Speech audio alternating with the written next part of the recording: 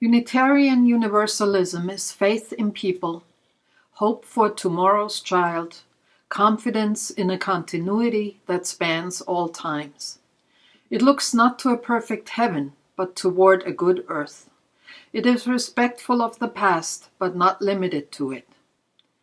It is trust in growing and conspiracy with change. It is spiritual responsibility for a moral tomorrow.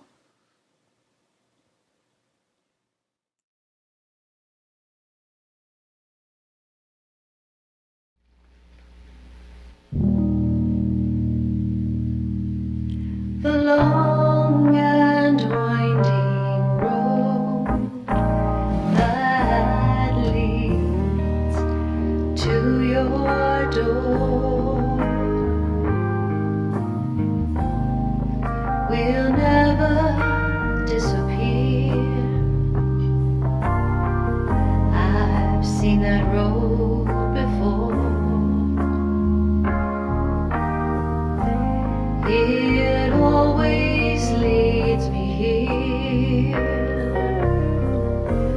Lead me to your door.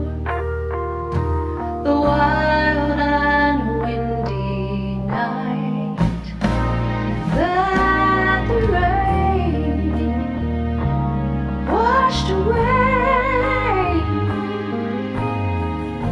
has left a pool of tears, crying for the dead.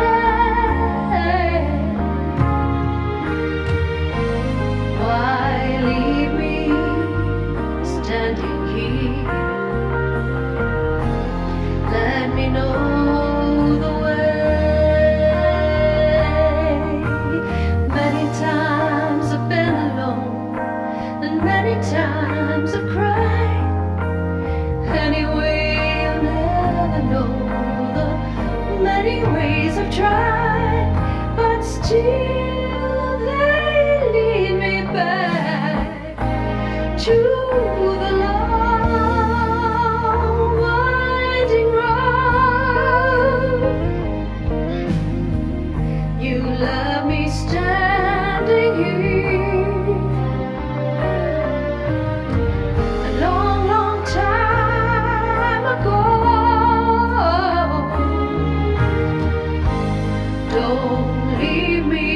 Waiting here, lead me to your door.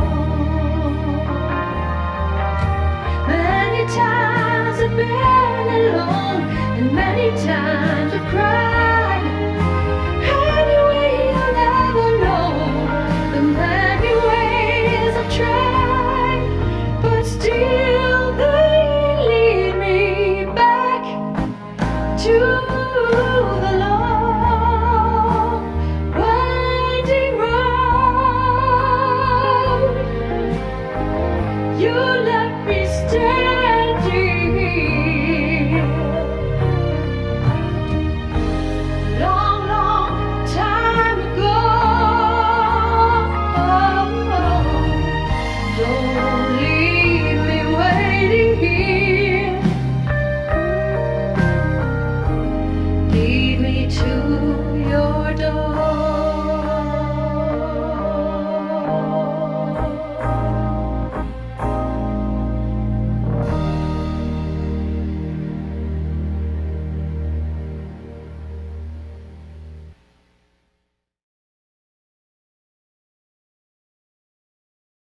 This reading is attributed to Kalidasa. Look to this day, for it is life, the very life of life. In its brief course lie all the verities and realities of your existence, the bliss of growth, the glory of action, the splendor of beauty. For yesterday is but a dream, and tomorrow is only a vision. But today, well lived, makes every yesterday a dream of happiness, and every tomorrow a vision of hope. Look well, therefore, to this day.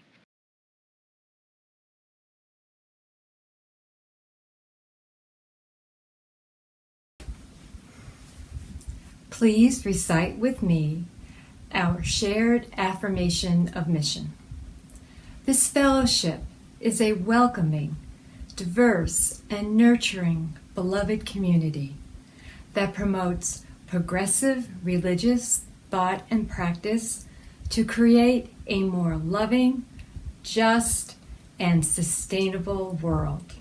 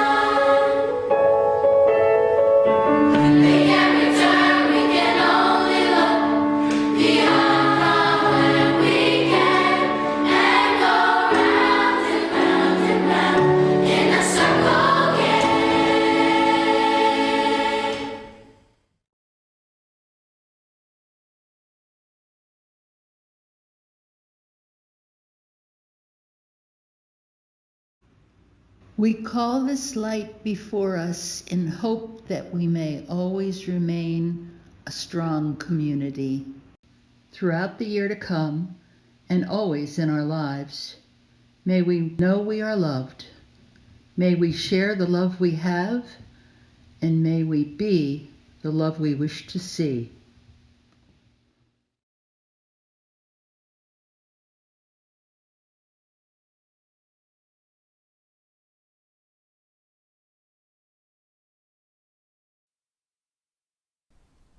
Get Found, Kid by Robert Fulghum.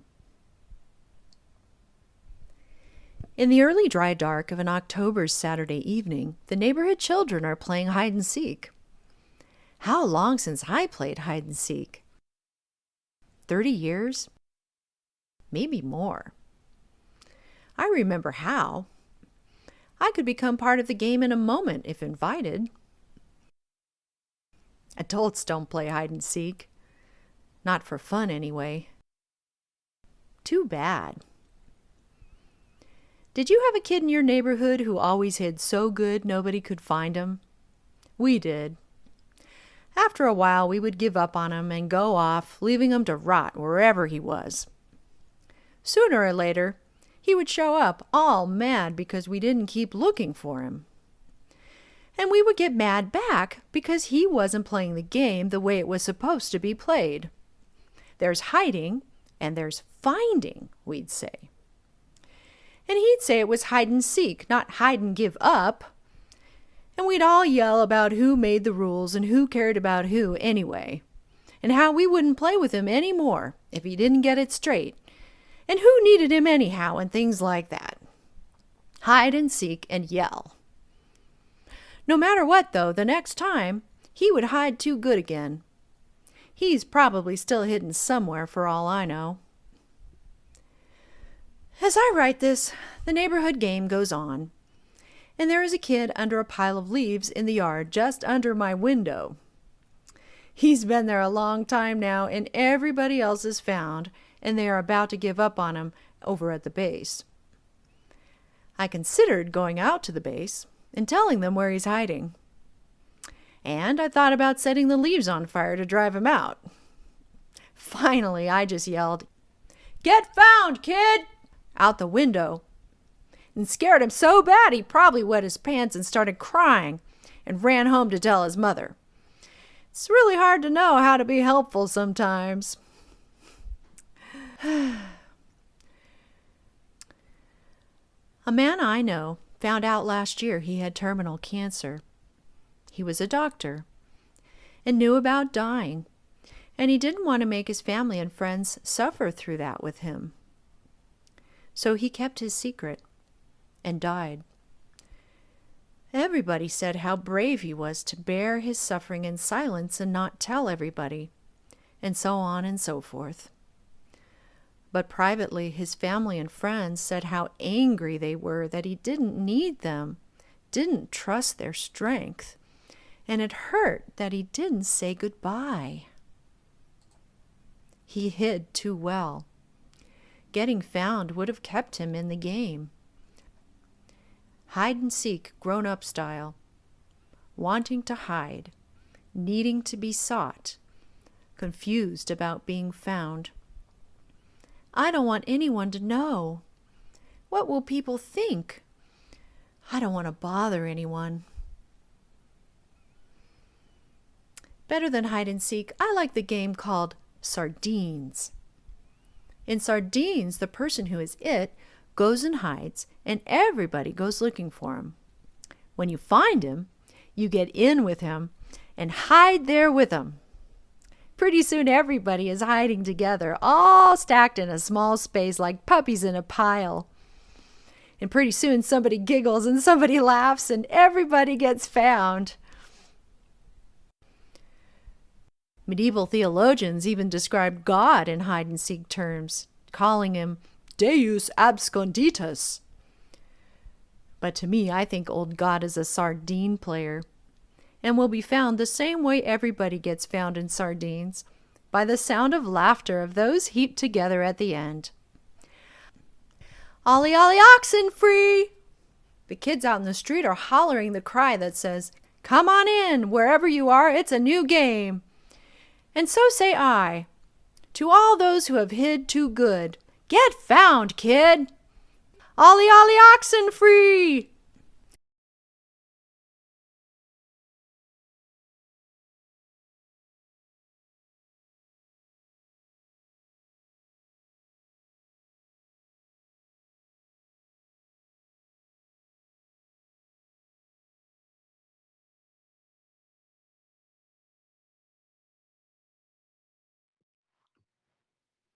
My sermon today is entitled Letterboxing, Getting Lost and Found in the New Year. First, you'll need to find the Biddle Building on South Braddock Avenue in the Regent Square section of Pittsburgh, Pennsylvania, and park in the lot next to the Frick Park tennis courts. Then locate the trail sign that says Braddock Trail, and facing the sign, go left or south down the trail and stay on the main path and walk until you get to a paved road. Cross the road and continue on the path. Follow for about 100 yards from the road around a sharp bend in the trail. There's a drainage pipe sticking out of the rocks below the right side of the trail. A little further up the trail on the left side of the path, you will find a double tree with gnarled roots. With your feet standing on the path, put your back to the double tree and walk 20 paces into the woods. Look for a tall, solo standing tree on the edge of a hill, and on the back side of the tree, look down, and you will find what you seek. Those are the clues for the East Ridge letterbox placed in Frick Park on May 14th, 2005 by someone who calls herself Pink Cat. The box is actually a sealed Tupperware container, and inside is a Ziploc freezer bag holding a small journal, several writing implements, a stamp of a sassy cat face, and a stamp pad of shocking pink ink. No surprise there, Pink Cat. I recall my goofy joy on finding my very first letterbox that day in the fall of 2012 when I was living in Pittsburgh. I laid my jacket on the ground and sat down on it cross-legged next to that tree. I stamped my little letterboxing journal with her cat stamp in pink and noted where I found the box and some personal reflections on the day and the experience. I lifted her journal out of the bag and was moved to read many touching entries dating back to 2005. Some funny, some poignant, some lonely, some zesty, some simple, and some sweet. All reflections for the road. The stamps that accompanied these entries were equally diverse and quirky. Alter egos or symbols of the person we perceive ourselves to be, the one we'd like to show the world, but don't or won't. Who knows what these individuals can or will share about themselves in plain sight, because that is so much harder to do.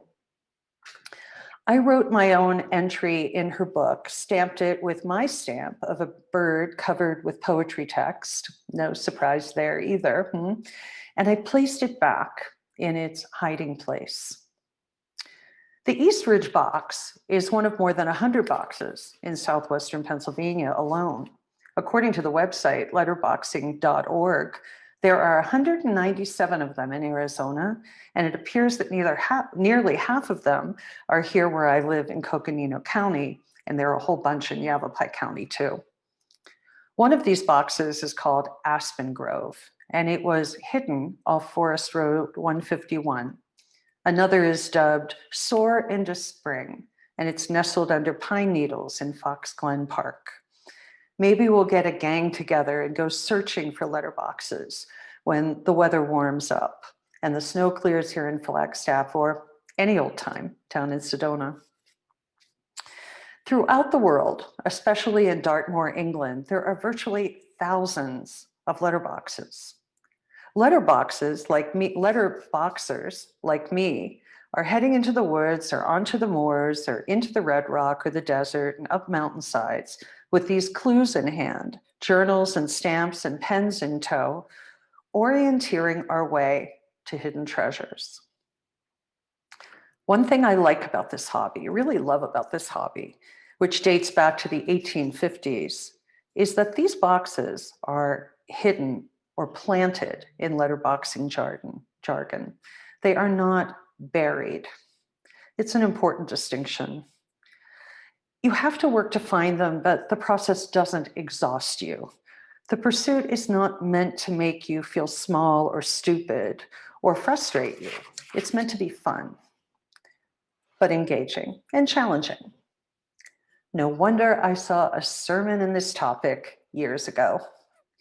Like so much of our human lives, what we seek can be hidden, or at least obscured by the branches of fear or rock piles of regret, twists in the road we had not expected, false gurus and leaders with suspect GPS, or our own fuzzy self-awareness or unwillingness to make a real commitment to spiritual or personal growth.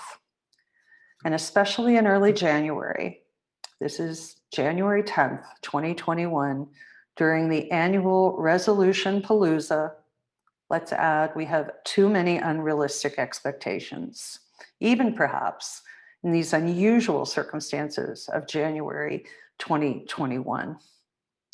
Are we still striving after the year we've just had to get in shape, bake sourdough bread, and publish our first novel? Perhaps we just want to survive or endure. We need to be gentle with ourselves in January 2021. But that word expectations, or what one of my witty and wise colleagues calls premeditated resentments. As a result, we can get even more lost when we yearn to be found, and we can make ourselves feel small or stupid in the process. The productive spiritual practice of getting lost asks us to take risks, to meander off the beaten path, to continue in the poetic parlance of Maya Angelou.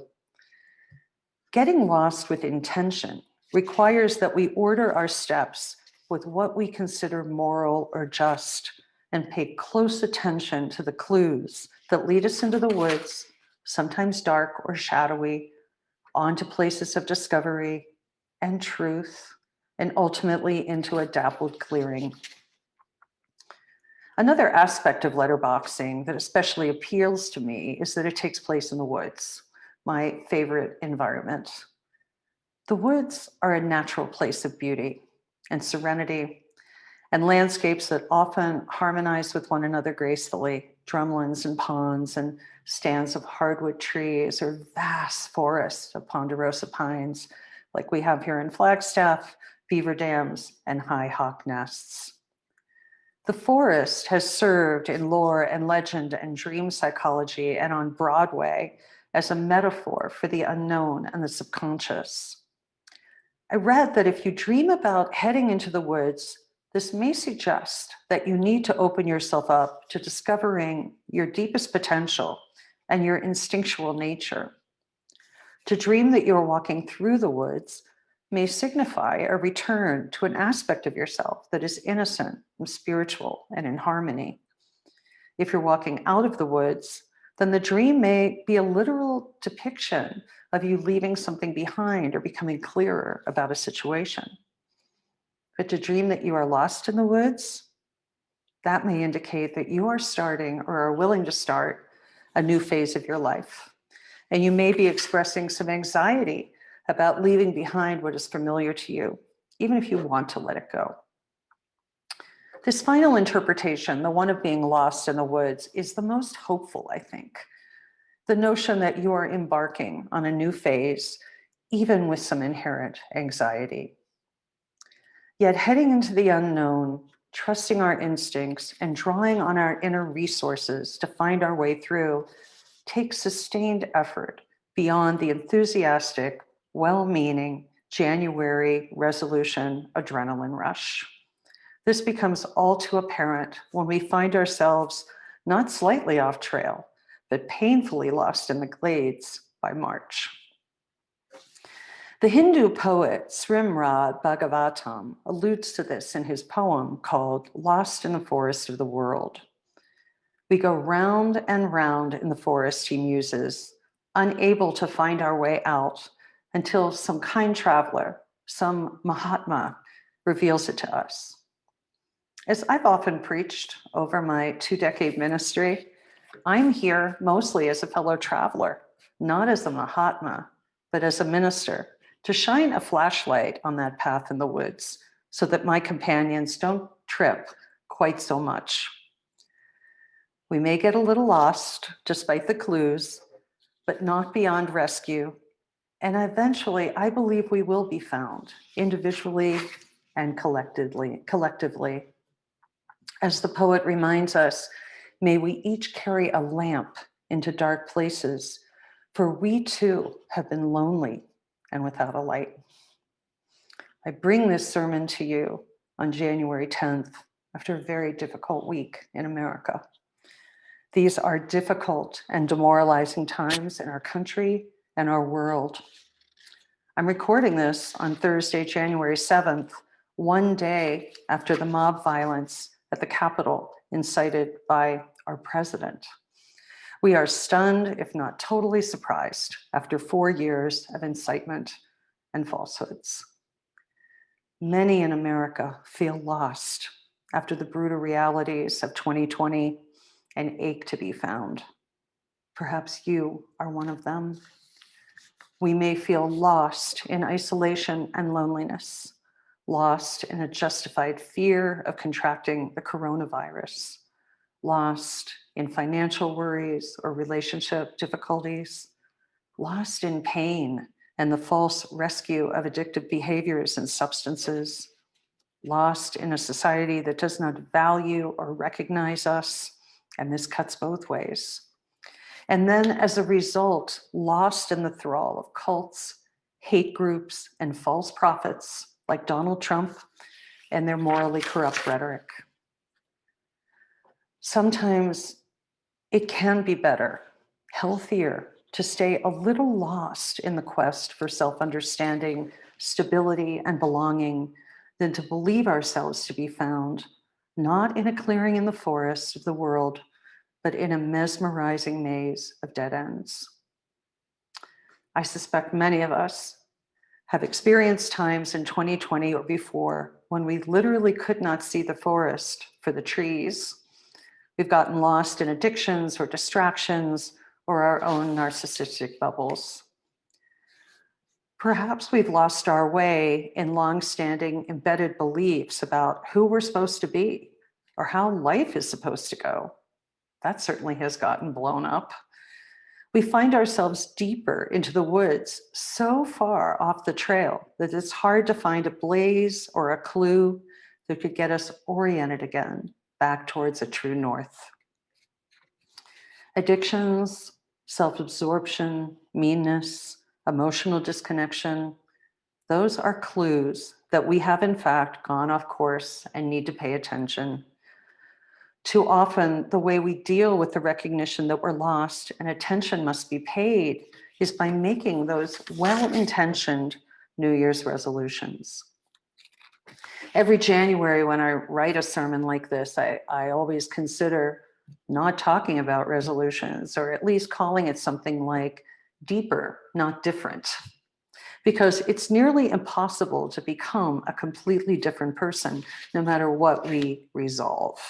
There are no personality or temperament transplants that I know of. Sometimes we get lost in the belief that we will wake up different because we do 100 crunches every day or stop eating a particular food. Better health habits, kinder behavior, safer housing, more money, or a new partner can definitely improve our circumstances and relieve pressure. Yet in the light of day, we are still us. Other times we can get lost in the idea that volunteering 4 hours a week or focusing more on our important relationships will magically expunge our flaws and make us virtuous. Well, those actions can and do deepen us for sure. And if we set off into the woods to be deepened, not different, then we are more likely to get found in authentic and lasting ways.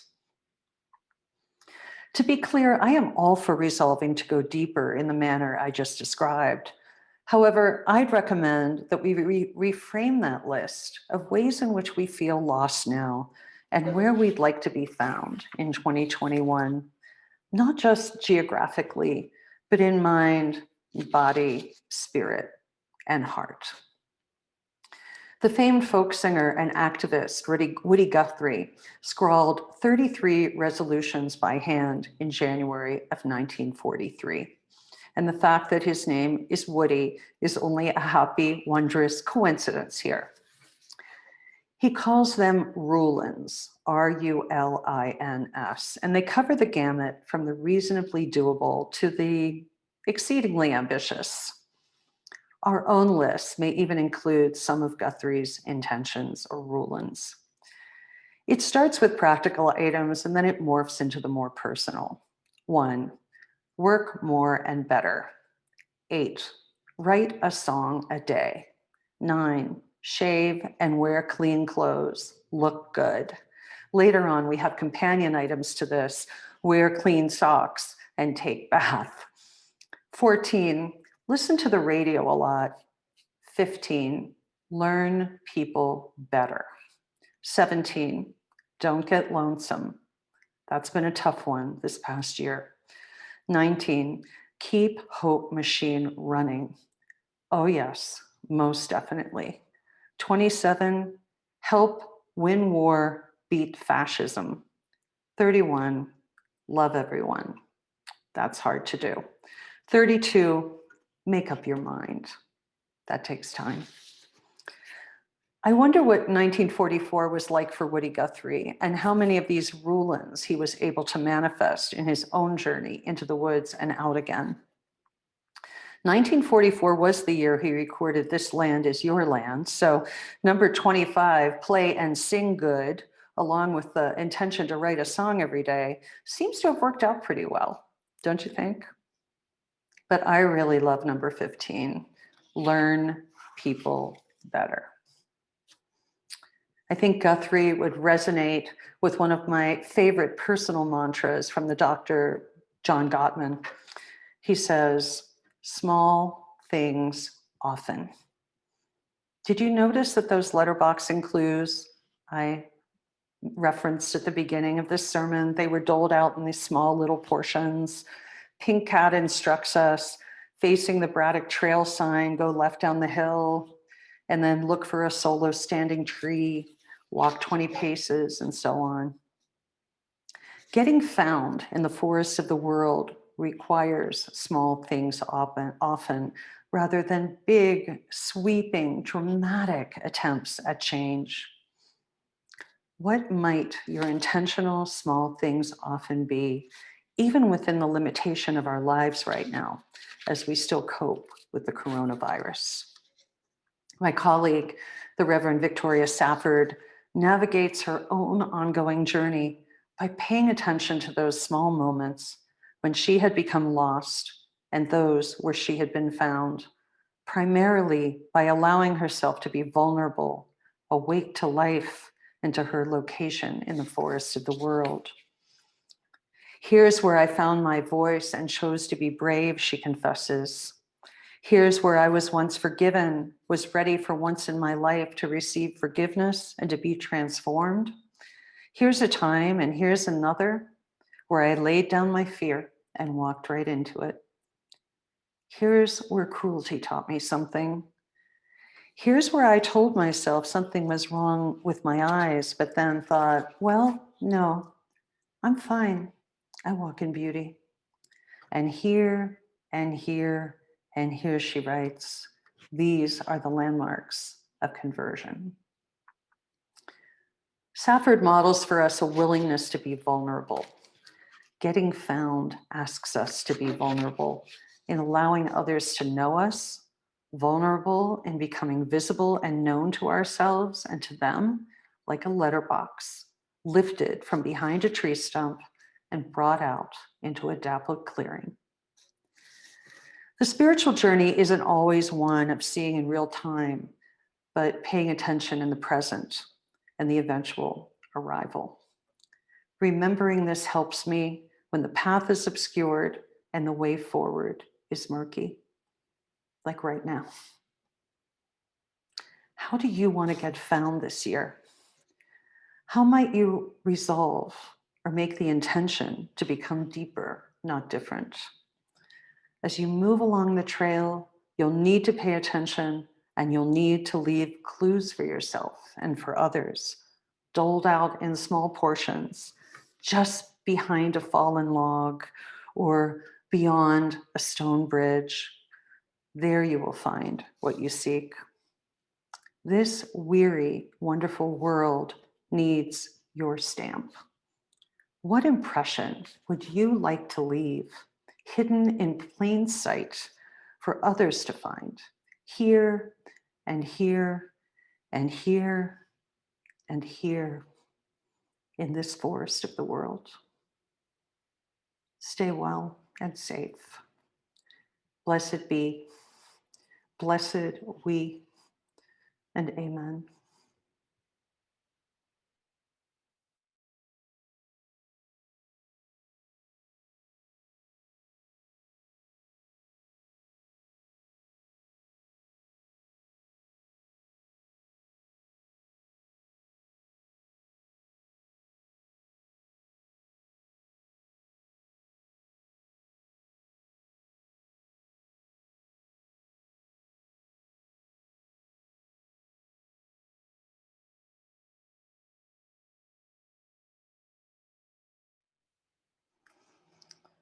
This has been a painful and difficult week for us here in America after the violence in Washington on Wednesday, January 6th. My colleague, the Reverend Claire Feingold Thorin, has written a beautiful prayer for our nation, and I ask us to join together in the name of we each hold sacred. Spirit of life, hear our cry. Restore and heal our democracy, our nation, our government, our people. Bring peaceful strength to the hands of those protecting our capital. Bring safety to our lawmakers and all those who came to work for our nation's capital today with their eyes on truth and justice. Bring righteous and meaningful consequences to those who choose terrorism, hatred, racism, intolerance, and violence. Bring repentance and justice to the ones who incited this violence. Spirit of life, we cry out in the face of this mob attack on the place sacred to many and the people respected by many who gathered today to carry out the Constitution. Heal us, heal our nation, heal our people. Please help us choose love and justice and community. Please help us lift up the good and strike down what is evil. Be with us, Spirit of life, in our devastation, in our hope, and in our fear. See us through this day and this night with courage. Blessed be, and amen. Now is the time for silent meditation.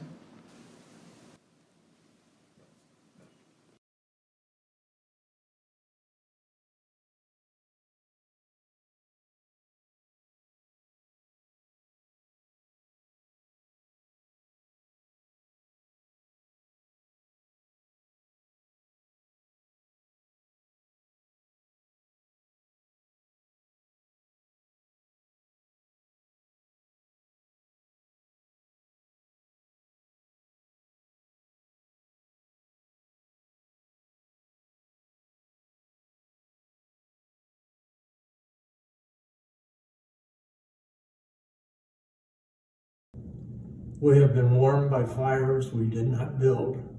We have drunk at wells we did not dig.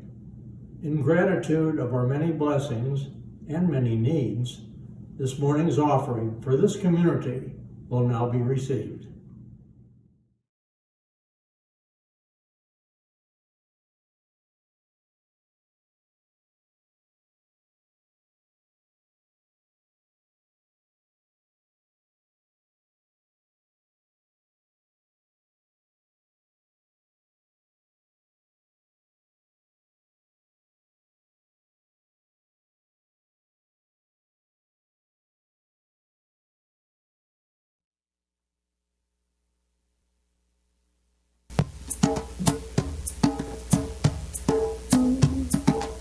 Where do we come from?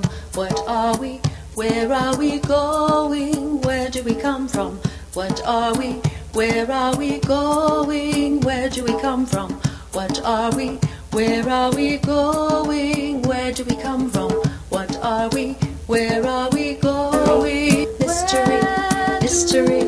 Life is a riddle and a mystery. Mystery, mystery. Life is a riddle and a mystery.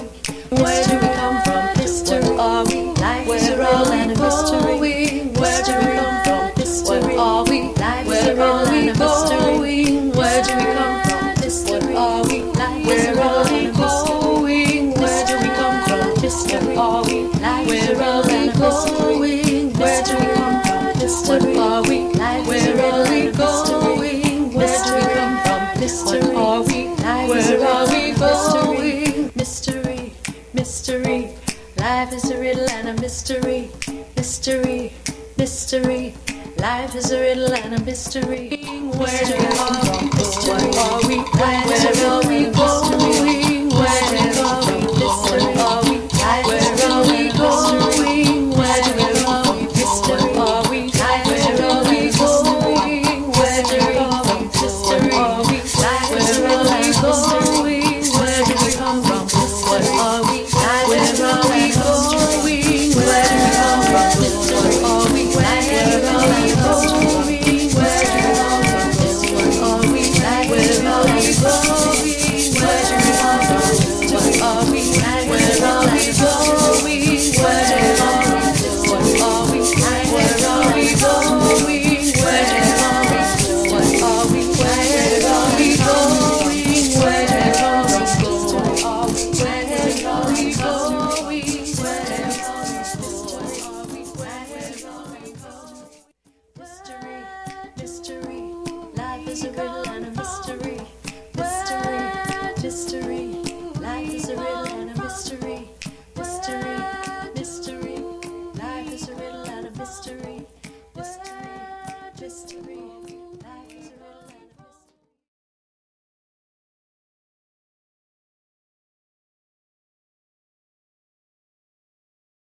The Layers, from the collected poems by Stanley Kunitz.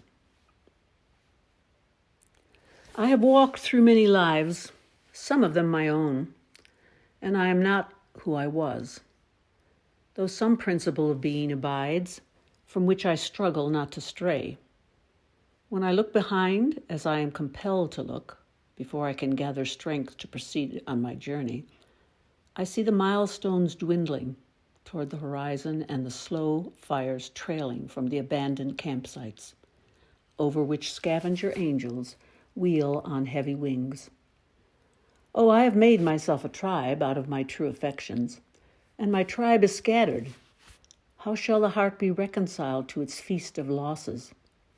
In a rising wind, the manic dust of my friends, those who fell along the way, bitterly stings my face. Yet I turn exulting somewhat, with my will intact to go wherever I need to go, and every stone on the road precious to me. In my darkest night, when the moon was covered and I roamed through the wreckage, a nimbus-clouded voice directed me. Live in the layers, not on the litter. Though I lack the art to decipher it, no doubt the next chapter in my book of transformations is already written. I am not done with my changes.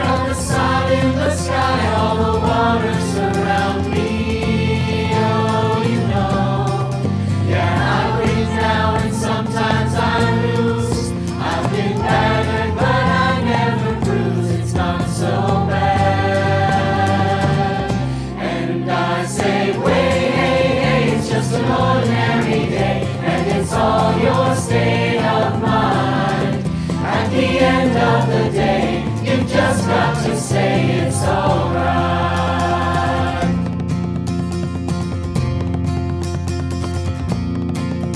Katie sings on the corner, what keeps her from dying? Let them say what they want, she won't stop trying. Oh, you know, she might stumble if they push her out. She might fall, but she'll never lie down. It's not so bad. And I say, wait, hey, hey, it's just an ordinary day, and it's all your state of mind.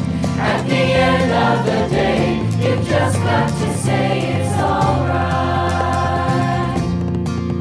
It's alright, it's alright, it's alright.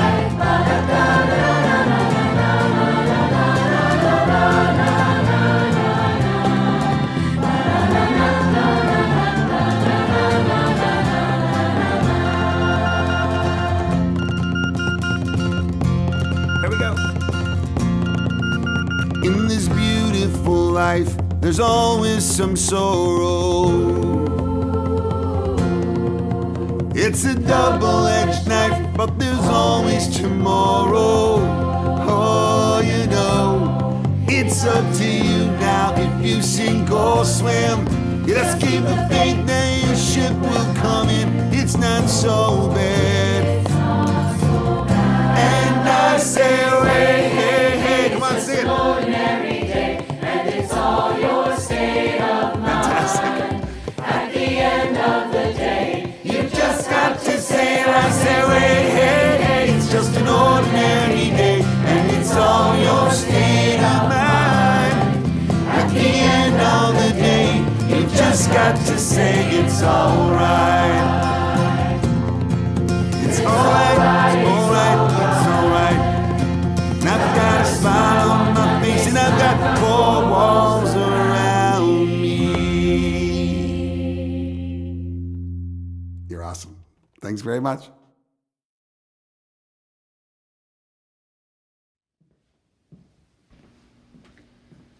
We extinguish the chalice here that it might glow gently in our hearts. May it light your path as you leave this space. May it guide your way until we are together again.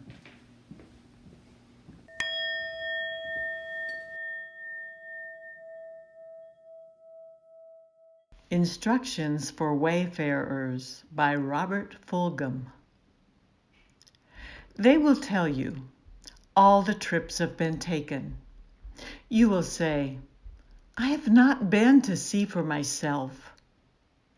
They will insist, everything has already been said. You will insist, I have not had my say. They will tell you, it has all been done. You will reply, my way is not finished. But be warned, any way is long, and any way is hard. Fear not. You are the gate. You are the gatekeeper. You may go through and on, and fare you well.